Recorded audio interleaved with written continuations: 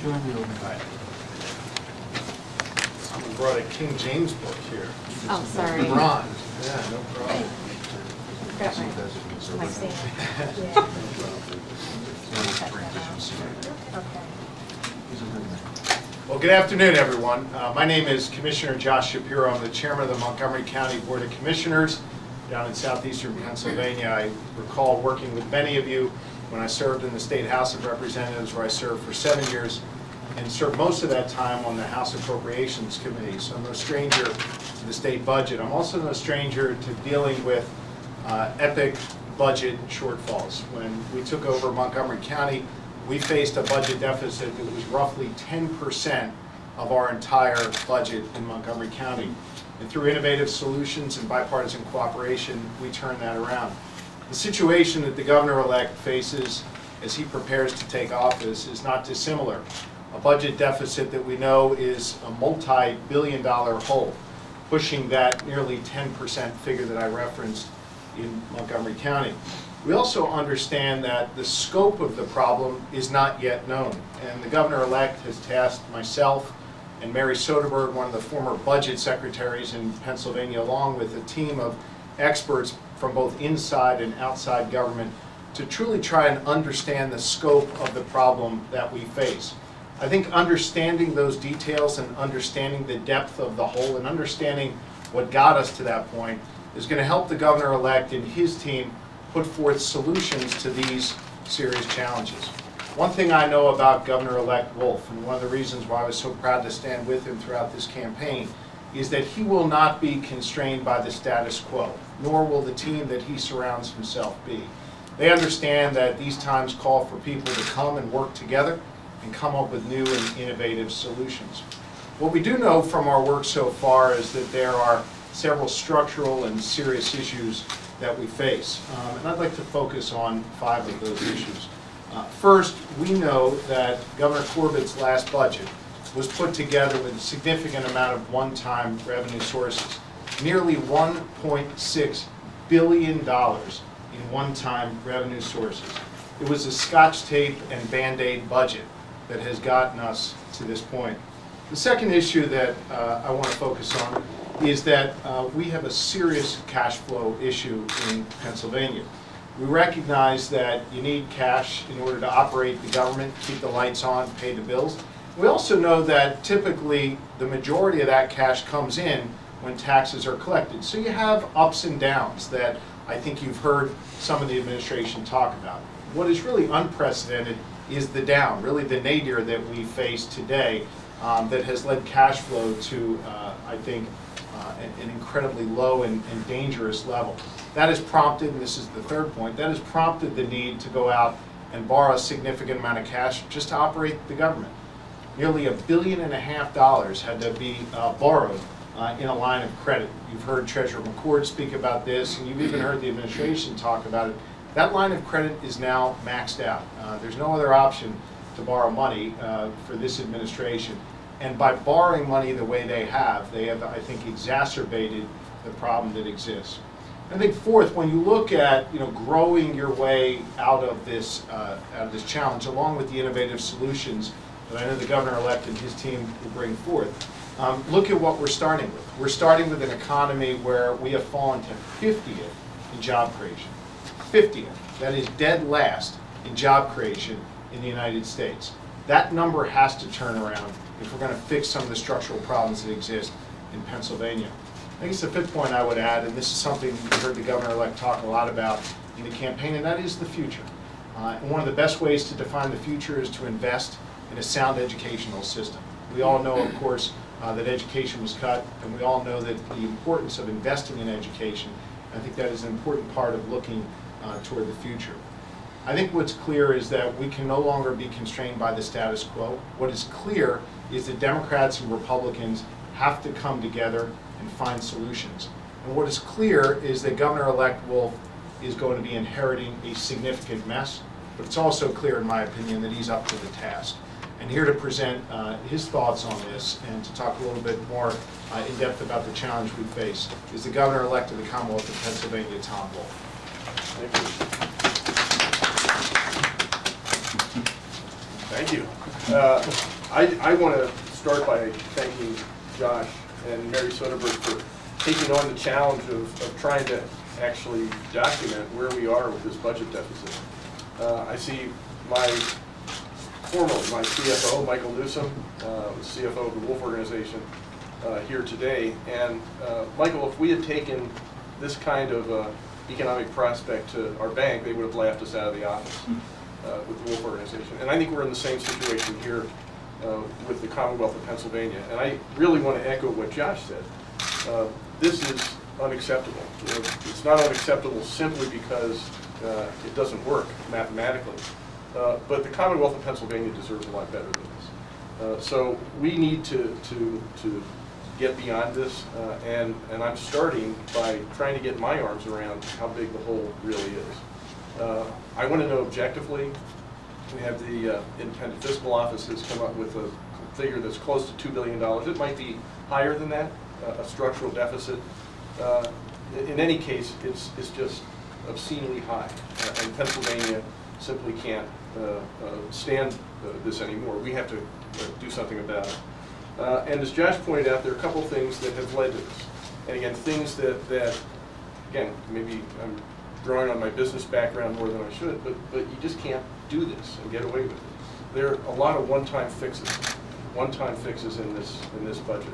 As Josh pointed out, one-time revenue sources that aren't going to recur. I mean, by the admission of the budget office. There are one-time transfers, and we have these one-time transfers and cost savings here in this chart, and one-time cost savings that are not going to recur, and that is a big part of this budget. There's a projected negative cash flow. Again, right over here, and this is what I mentioned before, if I, in my business background, took this cash balance chart to my banker, they'd say, you don't have a business plan. You really can't get a loan. This is not working. And yet that's what we have here in the Commonwealth of Pennsylvania. We have a line of credit that we have actually now drawn completely down. It's a $1.5 billion line of credit. We drew down a $750 million and $700 million, or $750 million, I think $800 million. Now we have another $50 million that has been drawn down. All that's gone. So the line of credit is gone, and that'll be it for the line of credit. And then finally, as Josh pointed out, the one area that we could do a good job and make up for these one-time transfers would be in economic growth. And obviously that hasn't happened. We're 50th in terms of job creation at a time when the rest of the economy is actually doing fairly well, starting to move forward. Pennsylvania is not. And so we are facing the consequences of that in a budget that is severely jeopardized. So let me just point out, this is the 4th year of this administration. This is the 4th year of an ideology that was supposed to produce all kinds of great solutions and great results for Pennsylvania. And I don't think it's just a matter of the management style.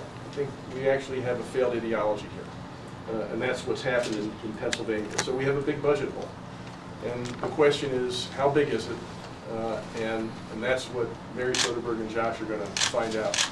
We have the Independent Fiscal Office, their sense. We have other people talking about what it is. I need to know by January 20th what I'm going to be facing in my administration before I can figure out exactly what I'm going to do about it. So we need to find this out. I'm relying on Mary and Josh and their qualified task force to do that. But I want to make sure that everybody in Pennsylvania, all of us, recognize that we do have a big problem here. So I'll be happy to take questions. So will Josh. Yes, Brad. Why is it that we don't know the extent of the problem? I mean, where are the hidden numbers or books? We have a lot of material from IFO, from Mr. Zogby. Why is there such a big question mark? Well, I'll let you answer, but maybe I just, I think in any budget process, we're 6 months, 7 months from the end of the fiscal year. So you're going to be guessing as to where you end up with the things that have been proposed. And having been Secretary of Revenue, I know that over the course of a 12 or even 18-month cycle, you're going to overshoot or undershoot your target. So there are things we aren't going to know for sure until June 30th. So that's part of the problem. There may be other things that neither the Independent Fiscal Office nor other outside observers have seen or been able to see that we don't know. So what we know is that we have close to a $2 billion deficit. We don't know where we're going to be June 30th, and we don't know if maybe we've missed some things in the meantime. Josh? Just to add on that, I mean, I think that the governor-elect's approach here to figure out the extent of the problem before coming up with a solution makes great sense, and I think it demonstrates, you know, his executive leadership abilities and qualities, and that's the task that's before us. Brad, to your question, every single budget, both the revenue side and the expenditure side, is based on certain assumptions. And it's our job now to test those assumptions and figure out whether they stand up to the, you know, the review that we're going to bring to it. And I think bringing a fresh set of eyes and not being constrained by the Harrisburg culture or the status quo that has really gripped this administration and I think stymied growth in Pennsylvania, having that outside perspective is going to help give the governor-elect and his team the tools necessary to come up with solutions. Michael Newsom was referenced earlier. He's an example of an outside person that's coming in giving a fresh perspective on our committee to the work that needs to be done. And by challenging each and every one of those assumptions in the budget, we can get to the root cause of the problem and really understand the full scope of the whole that the governor-elect and his team are inheriting. Commissioner, you mentioned not being stymied by the status quo, being eager to innovate, and kind of the way I remember it is one of the things that hurt the Corbett administration was that they did have a desire to innovate, and they did upset the status quo, or they tried to a lot, and it hurt them in the eyes of voters. So I guess I'm wondering exactly what would you like to innovate? Are you ready to say yet? What about the status quo don't you like? Let me say a word about the Corbett administration. I think what they produced was very little innovation, but rather, you know, they were gripped by this right-wing ideology that has proven in Pennsylvania it's a failure. And I think if you look across the country, that ideology has proven to be a failure as well. You can't simply cut and just cut across the board as they did and think that that's ultimately going to yield growth. Proof is in the pudding. We're 50th in job creation. We have fallen behind in Pennsylvania. It's now time to build that back up. And I think that, you know, to suggest that somehow they're the keepers of innovative solutions and because their solutions failed means we shouldn't explore innovative solutions is you know, respectfully wrong. And I think the innovative solutions that the governor-elect and his team will put forth will be ones that will help grow the economy. It is too soon to put those solutions out there and too soon to say what the recommendations are to turn this around because we don't understand the scope of the problem yet and how deep the hole is yet. That will come in time with this analysis. Let me just add one thing. It is innovative. It is innovative. It is indeed innovative to suggest that you can have expenses that are higher than revenues, but it's wrong. Next question. The state's costs, for the most part, are fixed, the largest share of them, and the availability of one-time revenues and other sort of gimmickry is diminished. Is there any way to avoid a tax increase, a broad-based tax increase? I think the big source of revenue growth has got to come from economic growth. Again, my background is raising revenue is the last thing you do is raise prices. You make a better product, you work more productively, more efficiently, and that's what I think the Commonwealth has to do. We have not done that. Along those lines, the severance tax, how important will that be in helping some of these issues? Well, severance tax, the estimates range anywhere from $700 million to $1 billion. So it depends on what the price of gas is, and how much production is actually going through Pennsylvania wells if we get a 5% severance tax. If we have a $2 billion deficit going in, that's part of it, and I was hoping to look at that to help fund education to the level I wanted to fund it. I think there are other things we can do to save expenses, to reduce expenditures. We have to look at those things seriously, and I talked about them in the campaign. But I'm looking forward to being governor on January 20th, and before I get to talk about really detailed solutions, I need to know what the nature of the problem is and the magnitude. Well, one of the major contributing factors to the projected shortfall next year is the increase in pension payments, which is scheduled to increase even further each year for the next at least 4 years. You would be in office. Do you expect to need to make any changes directly related to the state's pension payments? And if not, will you have enough money to make the other funding increases that you want to make? There are a couple of questions there. I think the question about what has to be done to the pension fund, I think we need to, as I said throughout the campaign, we need to meet the promises, keep the promises we made, and we need to figure out how we're going to make the pension fund work. Part of what we're doing right now is making up for, I think, a failure to keep up with the pension contributions back when we should have been making them. And I've talked about things that I'm going to be doing to work with the legislature to plug that hole. So part of what we're seeing right now in terms of pension fund obligations and costs comes from the fact that the Commonwealth did not do what it should have done 10, 15 years ago. I want to address that. And everyone agrees on that, about how that the Commonwealth didn't do what it was supposed to, but how are you going to get the money now to pay for That's those? I'm going to work with the legislature. As I keep saying, the only thing I'm not going to do is delay payment. And You identified during the campaign 580 million in education cuts that hadn't been restored. Under Governor Corbett, about 220 million in charter school reimbursement. Do you plan on trying to restore that in the first budget, especially that charter school reimbursement money? I haven't developed my first budget yet. I'm going to do my best to plug that hole as quickly as I can. How are you going to work with the legislature that's obviously... Let me get somebody else out here.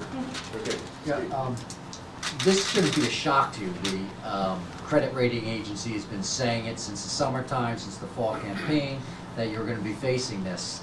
So why are you standing there now saying you don't know what's going on to the full extent of it? So. Well, I'll let Josh answer it too. I want to make sure that we have a sense of how serious this problem is.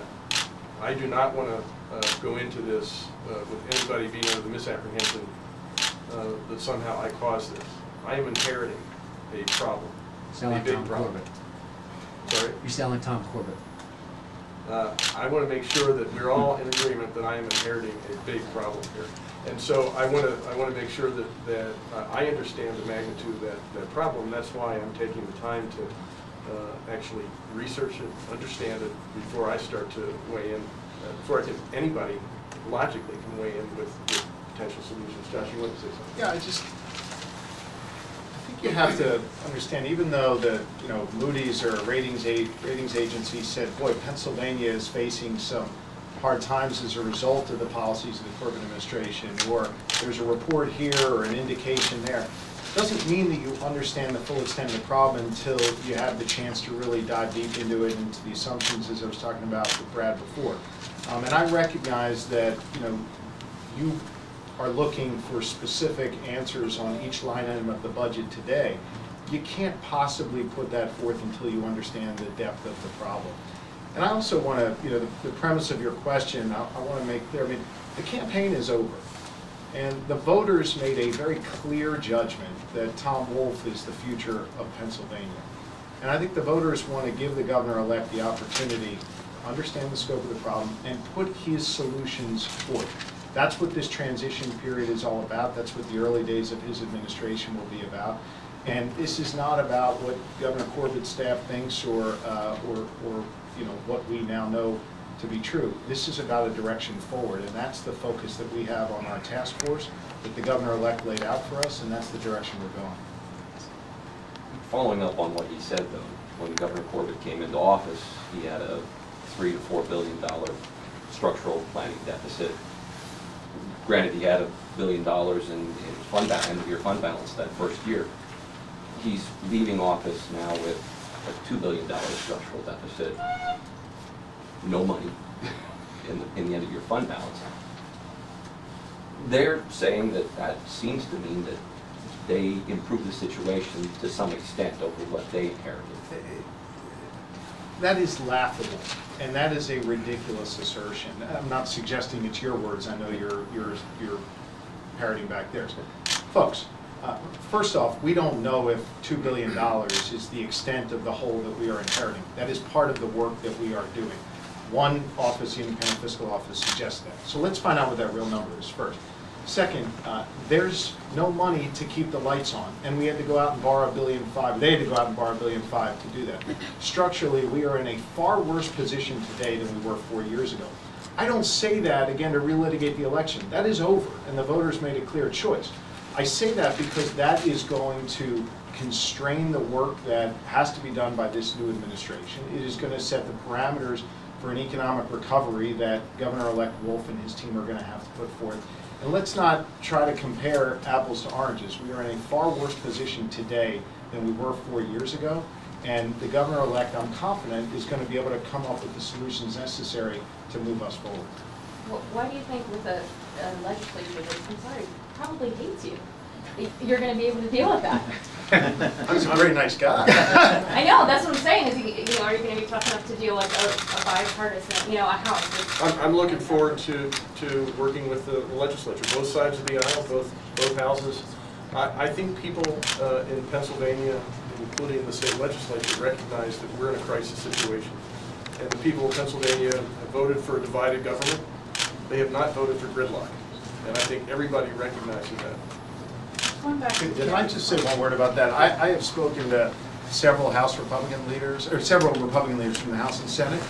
They're enthusiastic about Governor-elect Wolf coming. Certainly, I think they would have preferred to win the election, obviously, but I think they're looking forward to having someone across the table who's willing to sit down and talk about solutions, someone who's willing to listen, and someone who's willing to be a partner to turn Pennsylvania around. So I don't accept the premise of the question. I think ultimately people are looking forward to this dialogue, and the Governor-elect's proven in the private sector and the public sector has got the ability to do just that.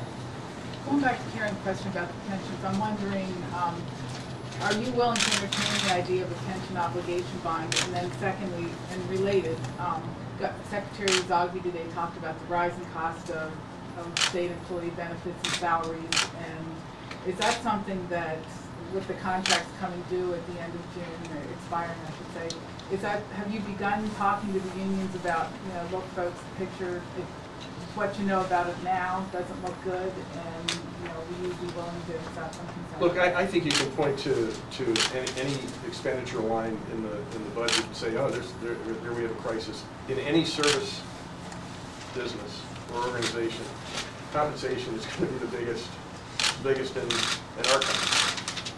And so, if you're looking for ways to save money, you're always going to look at compensation. What we have to do is look at that in light of the labor markets out there and say, we want good people to be our teachers. We want good people to work in PennDOT. We want good people to work for us as public sector workers. We're going to have to make sure we pay for them.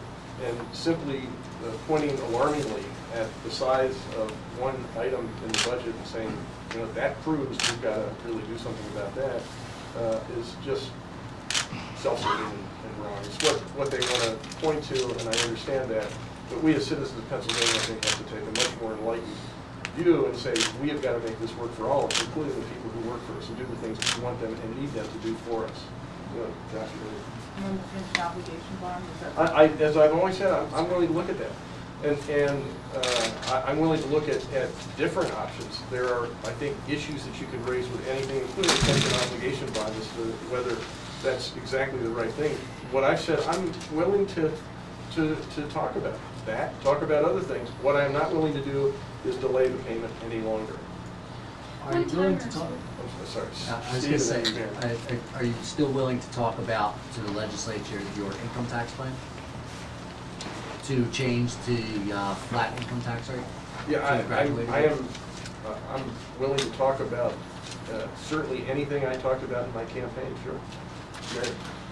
So there's been a lot of talk today about one-time fund transfers. Is that something that you'd like to rule out in your 4 years? Can you say now we will not do those? One-time transfers are really dangerous. Every once in a while you have, if you look at all the funds in the state budget, you have a lot of opportunities for funds that just simply don't make sense anymore. They were put into place 20, 30, 40, 50 years ago, and there's money there and it's just not doing anything. And so in some cases, one-time transfers actually make some sense. I think it has gotten to this orgy of one-time fixes has taken us to the point that it's just simply untenable. We can't make it work. Yes, Brett. To follow up with Josh, if I could, why are we in worse position today than we were 4 years ago if it was 4 billion then and 2 billion now, just, and maybe higher. But, Sure. Yeah.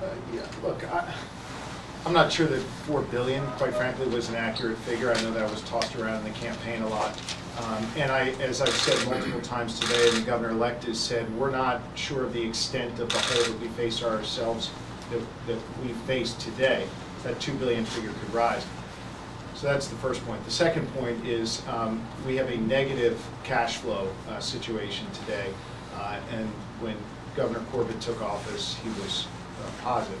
We've also taken out $1.5 billion just to keep the lights on.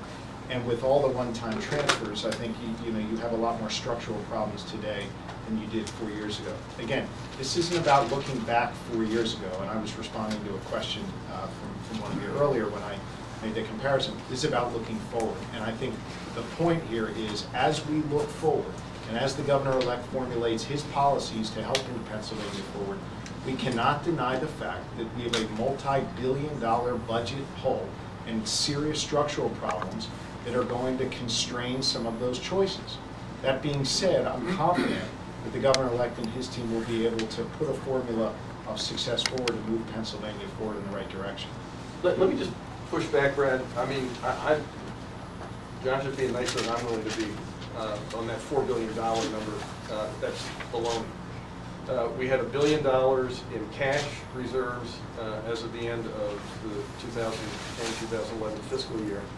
The projection today, I think, is about $1 million, if we're lucky, by June 30th. The budget document in 2010-2011 budget showed the 2010-2011 budget at an over $1 billion, $1.074 billion surplus.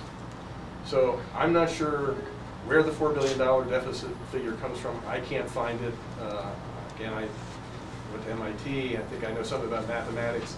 I have not been able to reconstruct that $4 billion number. The $2 billion number comes from an independent source. The $1 million cash balance is coming from the Corbett administration itself. That seems pretty certain. Time for just a couple more. Yes, sir. I've got you guys. We're talking a lot about what Governor Corbett inherited, what you're going to inherit, and the differences in the number. Just so we know, can you define success? I mean, if anything under a balanced budget, is that a failure? Or are you looking at $1 billion surplus? I mean, what is your definition of success as far as the budget is concerned? Well, yeah, I want a robust budget that is that actually has I would like to see a positive cash balance at the end of the fiscal year. So anything less than that is a failure? Yeah. But again, my success is looking out over the next 4 years.